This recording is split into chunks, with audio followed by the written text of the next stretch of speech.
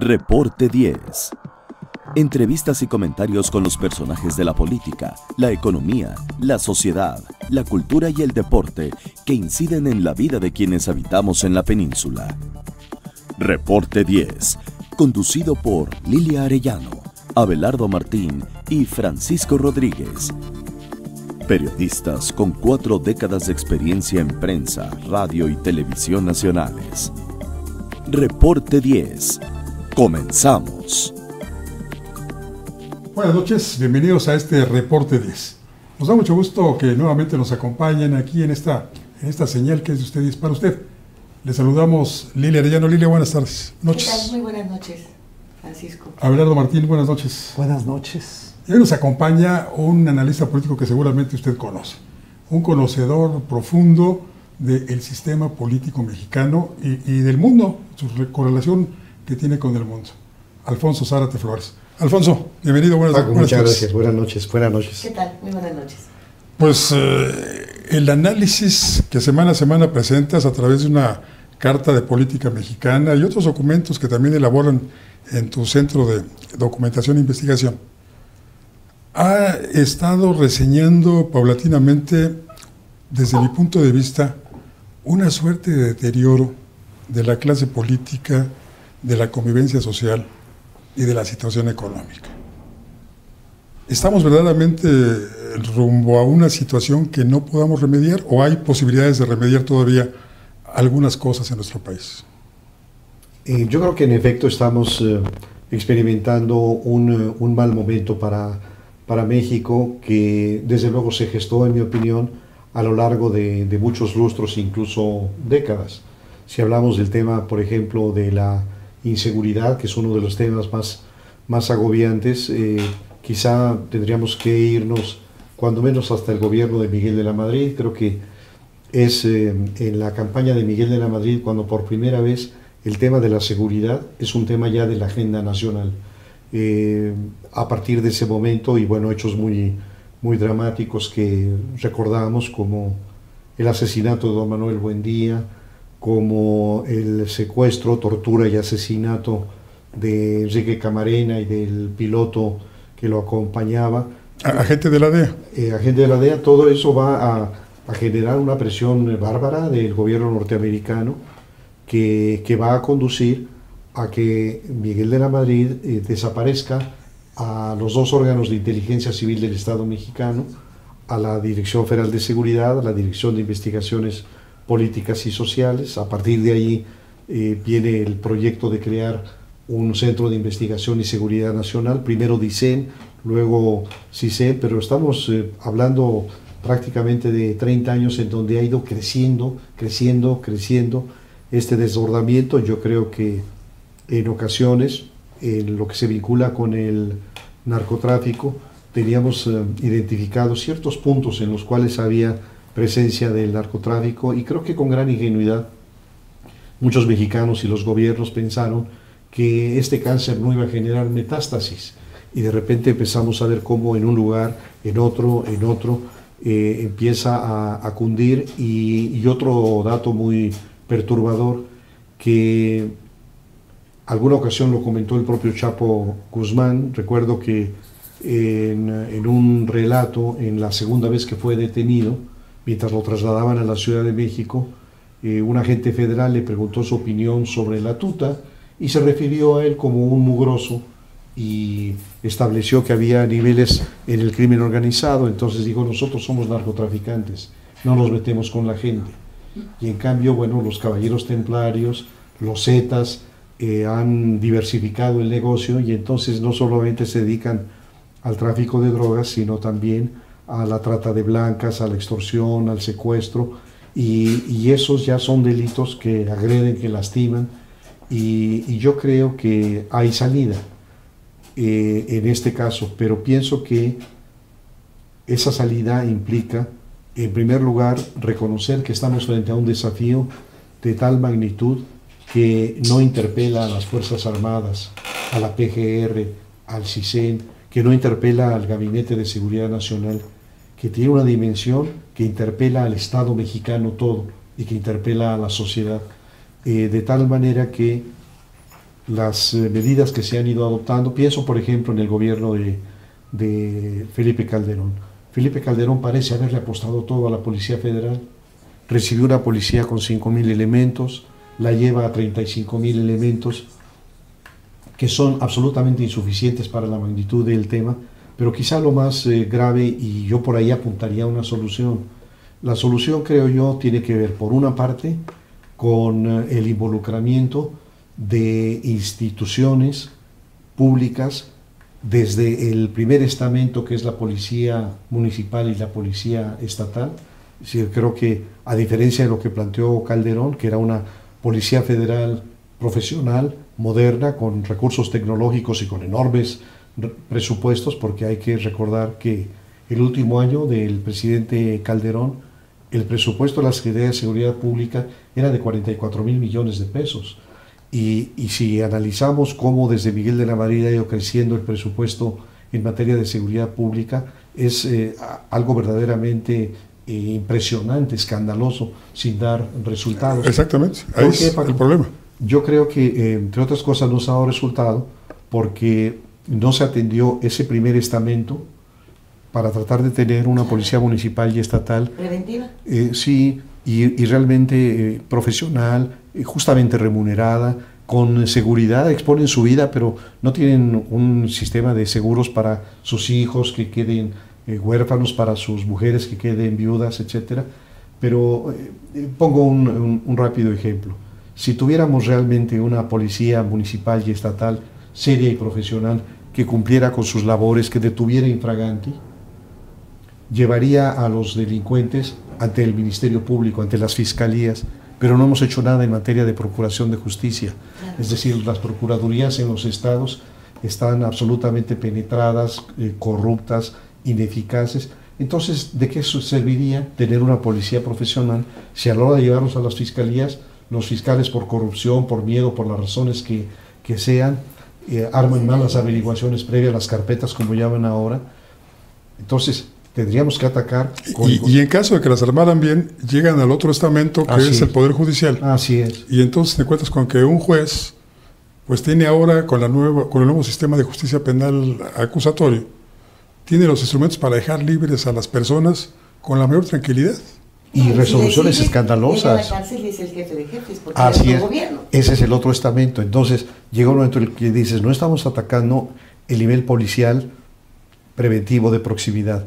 No lo estamos haciendo en el nivel de la Fiscalía, del Ministerio Público, no lo estamos haciendo en el nivel del Poder Judicial, no lo estamos haciendo en el nivel del sistema carcelario. Las cárceles son escuelas de delincuencia. Absolutamente. Entonces, número uno, creo yo que la opción está en asumir que es un riesgo que reclama una visión integral. Integral implica atacar cada uno de estos, pero la otra cosa, yo decía, asumirlo como un desafío del Estado. ¿Y esto qué implicaría? Por ejemplo, que ninguna dependencia se sustrajera. Pienso en la Secretaría de Hacienda. ¿Y qué hay con la Unidad de Inteligencia Financiera? Los resultados son pobrísimos si se compara con lo que hacen estas instituciones en otros países. Entonces, hay un fenómeno de lavado de dinero en donde los tecnócratas de Hacienda no se quieren involucrar. O están complicitados. O están en complicidad. Pero también vienen las divisiones. Hacienda tiene también el remate de los bienes decomisados y es ridículo. 300 millones de pesos. Que, francamente, qué pobres están los narcos mexicanos, sí. Están como la mayoría del país, pero perdidos, no tienen fortunas personales. ¿Qué es esto? No está Camionetas viejísimas, carros antiguos. ¿Qué es esto? Carros que son verdadera chatarra. Chatarras. Bueno, pero lo que acabas de ir hilando, que nos trae muchos recuerdos, yo creo que nos marca el arranque de la política ligada a la policía y al mundo del espectáculo, en el cual es la política la que sale perdiendo, porque, bueno, finalmente el renglón seguridad, la policía, etcétera, con una buena política tiene forma de restablecerse y de llegar a optimizar. Pero ya están conformando un todo. Los políticos son el espectáculo del día. es mejor que cualquier obra que te puedan anunciar, que cualquier serie, rebasan cualquier diálogo, argumentos, lo que encuentres. Y están completamente ligados a la nota roja diaria. Y con De la Madrid, recordemos aquella pues, versión que corría del país del balón cuadrado, que pues a través de Don Neto, de Caro Quintero, bueno, pues ya se formó un país americano con el cual De la Madrid podía empezar a jugar. Si no él directamente, sí su secretario de la Defensa. Y entonces empiezan a involucrarse otros elementos que también tienen que ver con la política y con la seguridad, y nos llevan al estadio de hoy, ¿no? Sí. Y bueno, uno se pregunta, ¿dónde quedó también aquella mal celebrada concepción de México es trampolín? En México no se consume. Que lo decía Gustavo de Sodas. Solamente somos el trampolín y la alberca está del otro lado. Decía en esos días, si los norteamericanos se quieren meter la cocaína, que se la metan, ese no es nuestro problema. Lo cierto es que hoy ya tenemos un serio problema de adicciones también en nuestro país. Y cuando yo hablaba de integralidad, estaba pensando en que no le toca nada a la Secretaría de Agricultura, que no le toca nada a la Secretaría de Desarrollo Social, que no le toca nada a Educación Pública. Es decir, la visión tiene que ser una visión integral, y aun si atendiéramos todos los niveles que he mencionado, pero la economía no creciera, no estaríamos dando resultados.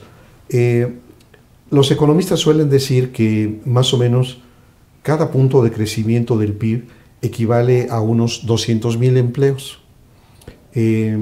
No es una regla, pero generalmente, digamos, en 30 años llevamos una tasa de crecimiento promedio del 2.3.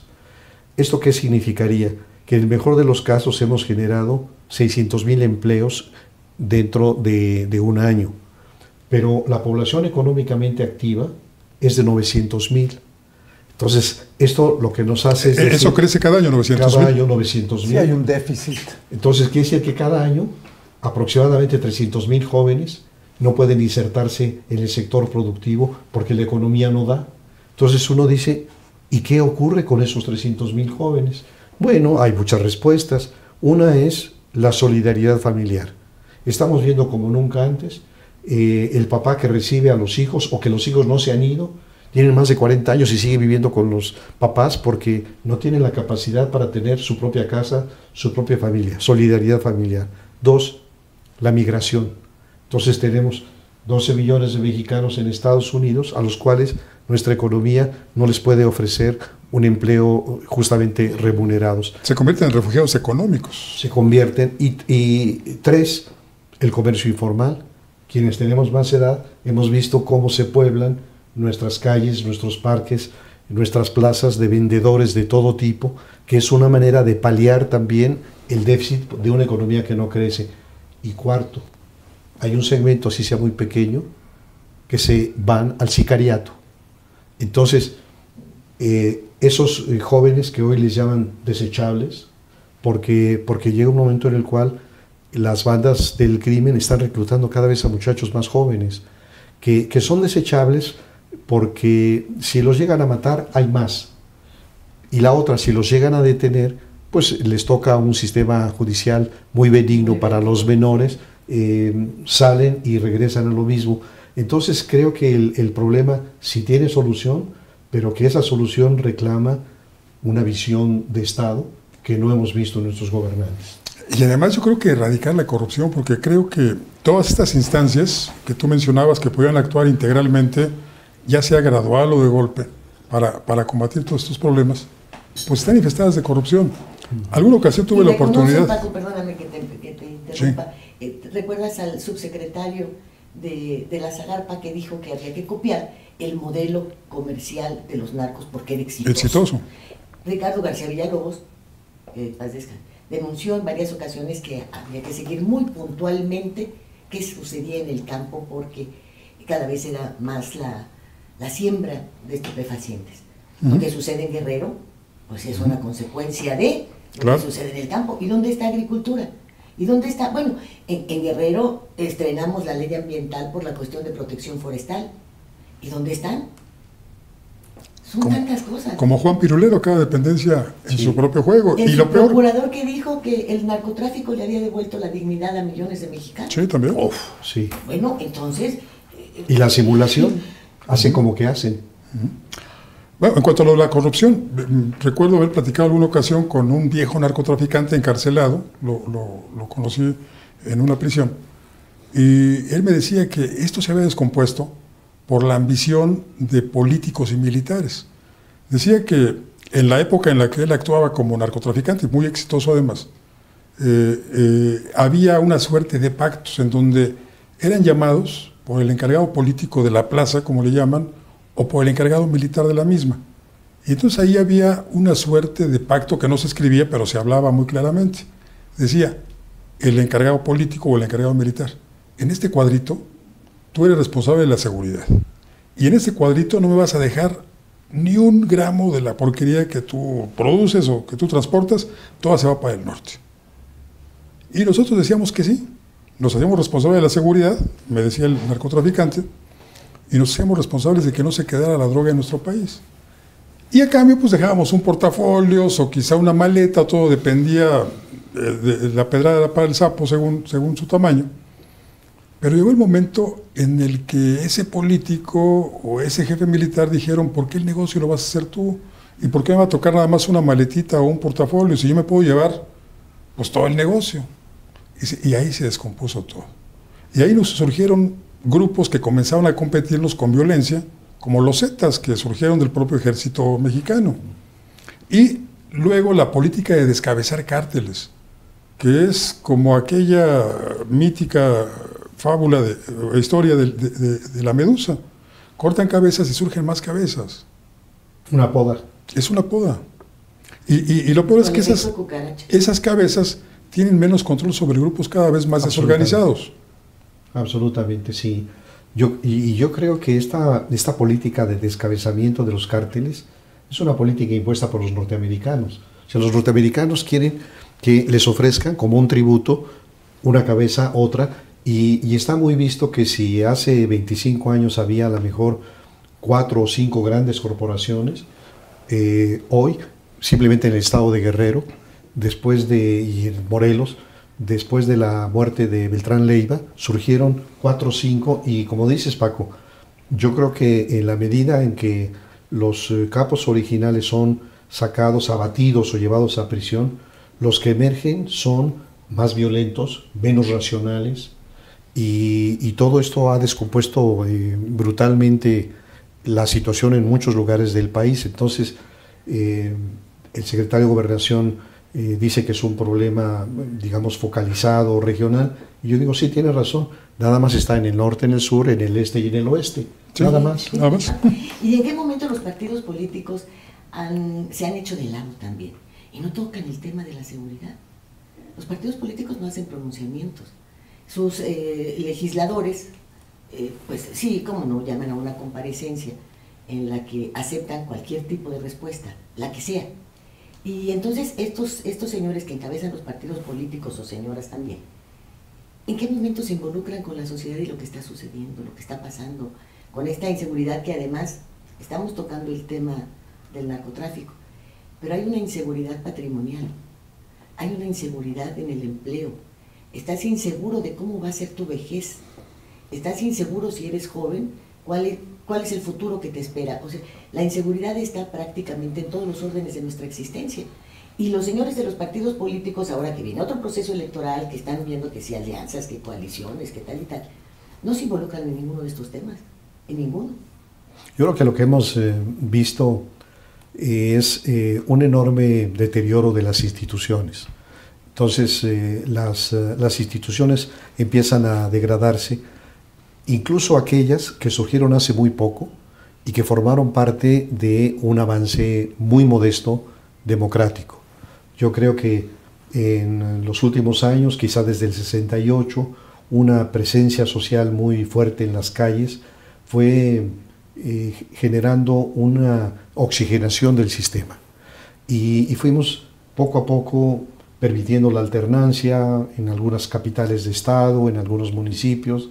Luego en 89, la primera vez que se reconoció el triunfo de la oposición en una entidad federativa en Baja California con Ernesto Rufo Appel, finalmente la alternancia en la presidencia en el año 2000, pero todo esto va a ir acompañado de la creación de instituciones ciudadanizadas, como el IFE, como el Instituto Nacional de Acceso a la Información, y todo esto generó la expectativa de que estos consejeros o comisionados ciudadanos se pondrían la camiseta de la sociedad. Y yo creo que muy pronto las fuerzas políticas se dieron cuenta de que habían ido de más. Entonces, lo que han decidido no es desnaturalizar a estas instituciones, sino capturar a los comisionados y a los consejeros. Entonces no necesitaron ni siquiera restarles atribuciones, les bastó con capturar a los que llegan a estas instituciones para que empiecen a dejar de cumplir el papel que les corresponde. Entonces, hoy lo que tenemos es un descrédito enorme de todas las instituciones prácticamente. Y están tomadas entonces están capturadas, así es. Y luego la otra cosa tan absurda, definieron ingresos excepcionales. Entonces yo digo, de repente, un académico, por ejemplo del CIDE, que tiene el ingreso, digamos, correcto, pero modesto de un académico, y que a lo mejor gana 30,000 pesos mensuales, pero es nombrado consejero del IFE, y entonces ahora se va a multiplicar casi por 10 veces o por 12, o por 12 veces. O por 12, con vehículos, con choferes, entonces, ese es el precio para que un académico pueda fungir como un miembro del consejo del INE. Para que sea imparcial. Y entonces creo que el otro problema de Estado de Derecho es corrupción, lo dices, Paco, y no sé si es su efecto, su causa, impunidad. Entonces somos un país de una impunidad pasmosa. De cada 100 denuncias que se presentan, solamente 3% terminan en una sentencia. Pero esa es la cifra oficial. ¿Cuántos no acudimos ya a denunciar un delito porque sentimos que es un sinsentido? Claro. Yo he experimentado asalto a mano armada, robos a mi oficina, robos a mi domicilio particular. Ya el último, que fue en agosto del año pasado, ya no lo denuncié porque dije, ya no tiene sentido, es una pérdida de tiempo, no hay ninguna respuesta de las autoridades. Entonces, sí, como país estamos viviendo una situación muy, muy delicada, muy desesperanzadora, pero si hay alternativas, lo que pasa es que quizá no con este grupo gobernante. ¿Qué les parece si hacemos una pequeña pausa, Abelardo? Y enseguida nos platicas cuáles podrían ser esas opciones que tenemos los mexicanos enfrente. ¿Cómo no, Paco? En un momento regresamos a Reporte 10.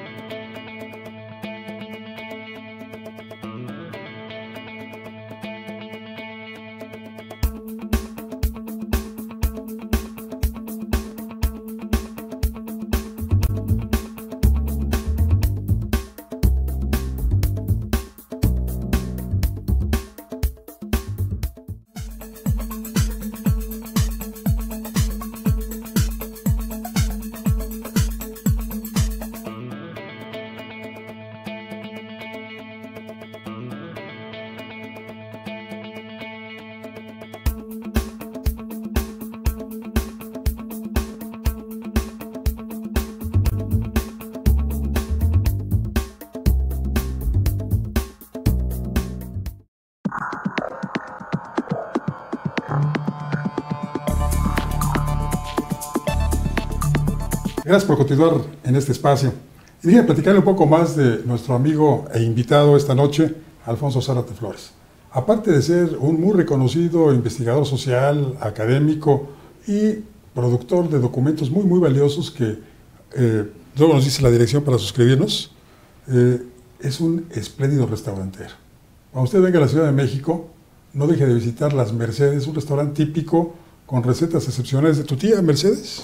Sí, de mi abuela. De tu abuela, Mercedes. Pero además, Paco es un restaurante que va a cumplir casi 40 años y que ofrece muestras de cocina interesante de distintas regiones.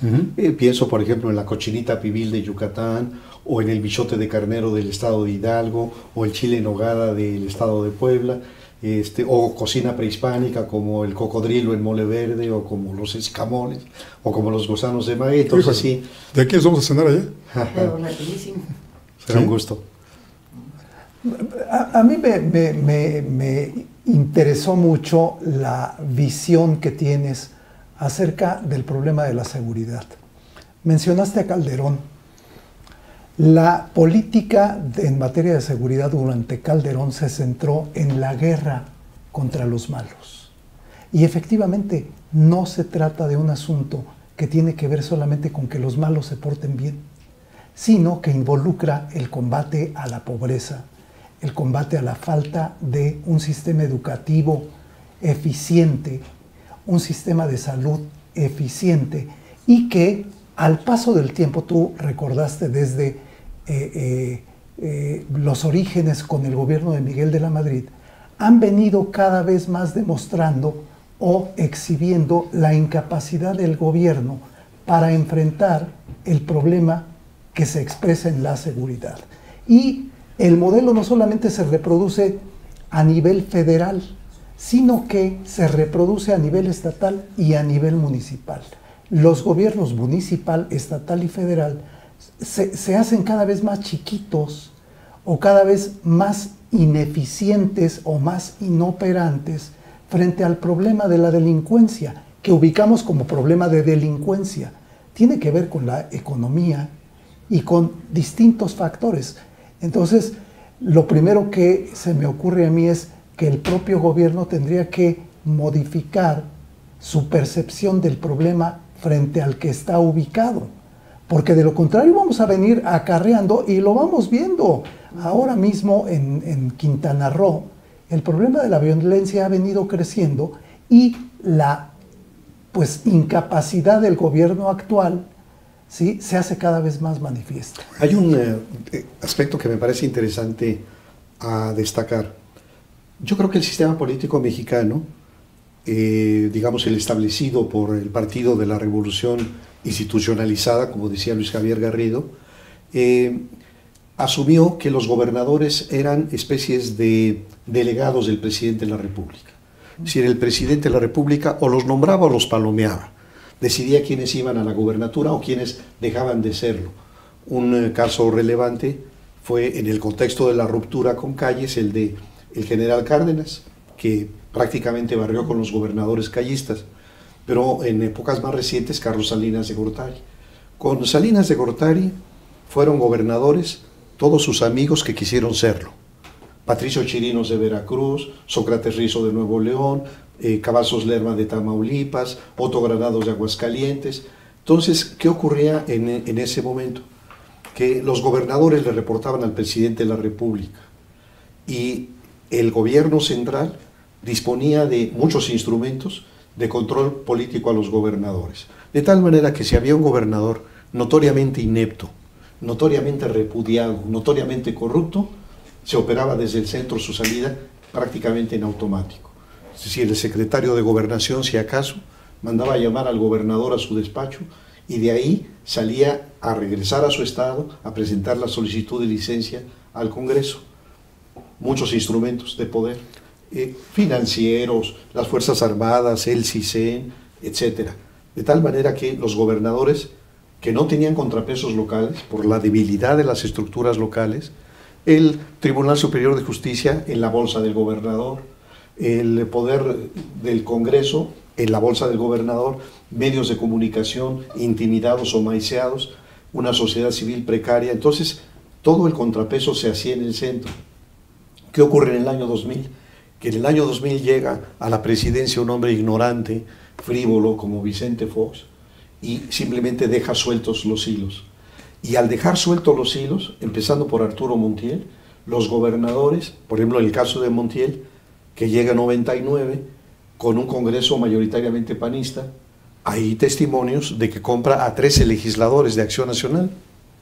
Unos de ellos se convirtieron al PRI, otros de ellos se declararon independientes, pero ya con mayoría Montiel se dedicó a saquear el presupuesto.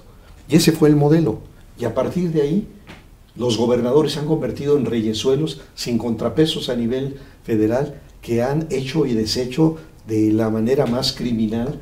Y eso toca también el tema de la seguridad, porque simuladores no se han ocupado de lo que es su competencia, porque la mayoría son delitos del fuero común, y están esperando que las Fuerzas Armadas sustituyan lo que ellos no están haciendo. Entonces, no hablo en contra de la alternancia, sino de esa alternancia. Pero Alfonso, cuando tú hablas de ineptitud de los gobernadores como causal para que sean defenestrados desde el centro, uno imaginaría que es porque no cumplieron con las obligaciones mínimas que tienen para con los gobernados, para aquellos con quienes les dieron el voto. Pero en el caso de Salinas, la ineptitud fue electoral. Salinas se deshace de todos los gobernadores de aquellas entidades donde había perdido aplastantemente la elección, como fue Baja California, Michoacán, el Estado de México. Entonces, él les cobra la ineptitud de no haber operado a su favor. Exacto. Porque si fueron ineptos en el servicio público, en la atención a sus gobernados, eso pasa a segundo término en la mentalidad de estos gobernantes que tenemos, desde entonces a la fecha o desde antes incluso. El servicio al pueblo es lo que menos les interesa. Lo que menos, sí. Lo que les interesa es el mantenimiento del poder, los beneficios económicos y de otro tipo para los grupos de los cuales ellos son representantes o de los cuales han emergido. Entonces, habría que medir, porque si fuera por ineptitud, como decían los argentinos, que se vayan todos. Sí, claro. Que se vayan todos. No, es algo realmente muy, muy triste, porque yo imagino que alguien, un joven, que tiene aspiraciones políticas, ¿en qué debería estar pensando en su ascenso? Pienso, por ejemplo, en el profesor Refugio Reyes Esparza, que fue hace muchos años, en la época de Echeverría, gobernador de Aguascalientes. Lo que me platican mis amigos es que no cambió el profesor, que cuando llegó a la gubernatura le decían, ahora tienes que vestir diferente. No, yo no voy a vestir distinto. O sea, no le dieron entrenamiento de medios. Así es, entonces él siguió vistiendo con sencillez. Creo que el profesor sienta las bases para lo que fue el gran desarrollo industrial de Aguascalientes, digamos, y además nombra como secretario de Desarrollo a un muy joven, que después repitió, que más tarde llegó inclusive a ser gobernador del estado, porque hay que ver que en el país hay diferencias importantes, y una diferencia importante es Aguascalientes, otra es Querétaro, otra de alguna manera es Guanajuato, estados que llegan a crecer casi a niveles de China, que tienen crecimientos de 7, 8%, frente a crecimiento muy pobre o decrecimiento de otros estados. Pero cuando termina su gestión, el profesor se queda a vivir en Aguascalientes. Y me platicaban que llegaba a comer con su familia a un restaurante y la gente, don Cuco, lo saludaba. Y yo decía, qué bello ejemplo. Ojalá que otros que aspiraban a la política hubieran querido ser buenos gobernantes y heredarle a sus hijos un hombre limpio y una gestión. Y que la gente pudiera decir, mi abuelo fue gobernador en tal época y hizo esto y esto. ¿En qué momento se permitieron todos estos? Que ahora, en vez de heredar un hombre limpio, ¿cuántos gobernadores? La generación podrida le llama el postal, sin embargo, la generación podrida. ¿Cuántos gobernadores están en la cárcel? ¿Cuántos están prófugos? ¿Cuántos están siendo investigados? Una descomposición brutal. Prácticamente todos los gobernadores que lo fueron con Enrique Peña Nieto. Sí, claro. Porque exactamente cuando Enrique Peña Nieto es gobernador del Estado de México, él impulsa desde ahí como jefe, el que más recursos tenía, se convierte en el jefe virtual del PRI. Él quita y pone presidentes del PRI. Él mantiene campañas políticas de gobernadores en diferentes estados de la República. Entonces, toda esa camada se debe a Enrique Peña Nieto. Exacto. Y toda esa camada salió podrida. Sí, y fíjate, Paco, ahí mi impresión es que hay un antecedente que es el de Montiel. Entonces, Montiel, que quiere ser presidente de la República, crea lo que en el Estado de México se llamó la Fuerza Mexiquense. La Fuerza Mexiquense. Así es. ¿Qué te parece si platicamos de esta Fuerza Mexiquense y de otros temas más en cuanto regresemos de esta pausa? Con mucho gusto. En un momento regresamos a Reporte 10.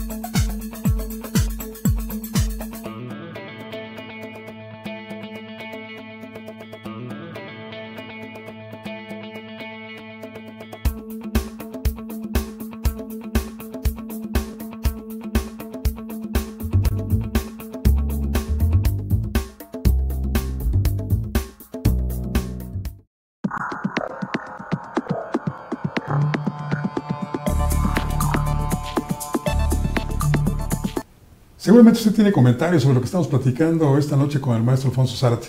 Así que, si usted gusta, ¿por qué no se comunica con él directamente? ¿Tienes Twitter, Alfonso? Sí, es Azárate, arroba Azárate. Así que comuníquese con él, ahí está su Twitter, dele ideas, porque ya ve que le sobran. Yo quisiera hacer una pregunta. Mencionaste a los gobernadores de Salinas, ¿no? Según mi capacidad no tiene nada que ver. Quienes llegaron a la cárcel.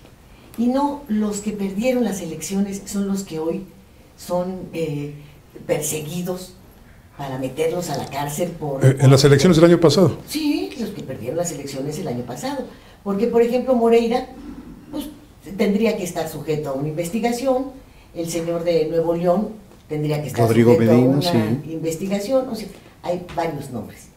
Y esta forma de castigar, dizque por buscar que se termine la corrupción, también me parece otra farsa, como la de la incapacidad, porque ¿en qué momento hablan de regresar al Estado el dinero que suponen o que denuncian ha sido sacado de ahí de 20 formas?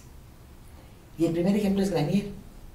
A Granier, su ingreso al penal, no creo que tenga nada que ver con esta limpia, sino pierde un Estado petrolero cuando vienen las reformas estructurales, están ahí, la energética es importantísima, y bueno, ¿qué serás tan bruto de no haber entendido? Bueno, ¿y estos? ¿Dónde están los demás?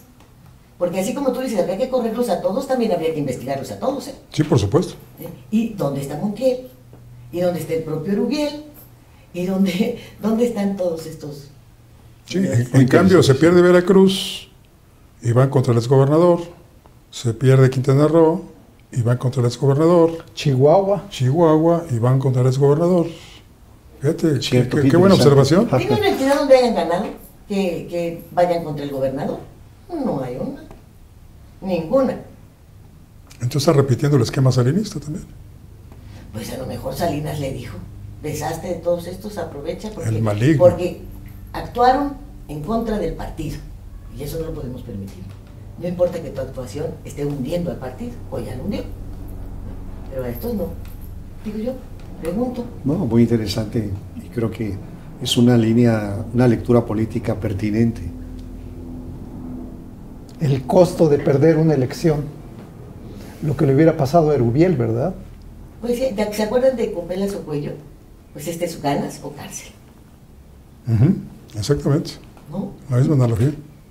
Y todo esto impulsado desde el propio gobierno federal o desde el propio PRI, ¿no?